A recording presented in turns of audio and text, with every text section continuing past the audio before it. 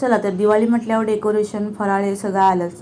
तुमच्या घरात पण तेच चालू असेल आणि आता आमच्याकडे पण सुरुवात होत आहे.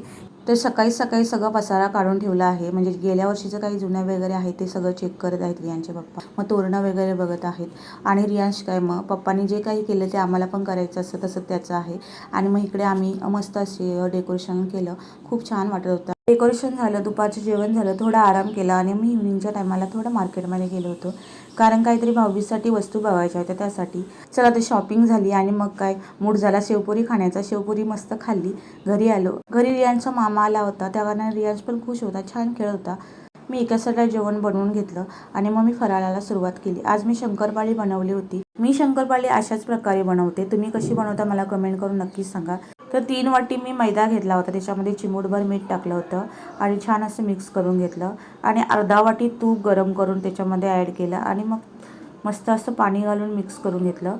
तुम्हाला हवं तर तुम्ही दूधही वापरू शकता. छान असा डो बनवून ठेवून द्यायचा. हे 15 मिनिटासाठी मला ठेवून द्यायचं होतं. इथे मी 15 मिनिटं ठेवून झाल्यानंतर त्याच्यानंतर गोळे बनवून घेतले आणि मस्त अशा शंकरपाळीसाठी पोळ्या बनवून घेतल्या.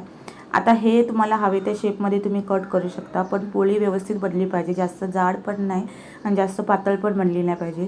तर अशा प्रकारे मी कट करून घेतलं. एवढ्या आकाराची मी शंकरपाळी बनवली होती.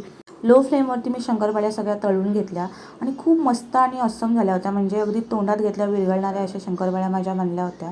तुम्हाला जर व्हिडिओ आवडला असेल लाईक शेअर आणि सबस्क्राईब नक्की करा. भेटूया पुढच्या ब्लॉगमध्ये. तोपर्यंत बाय.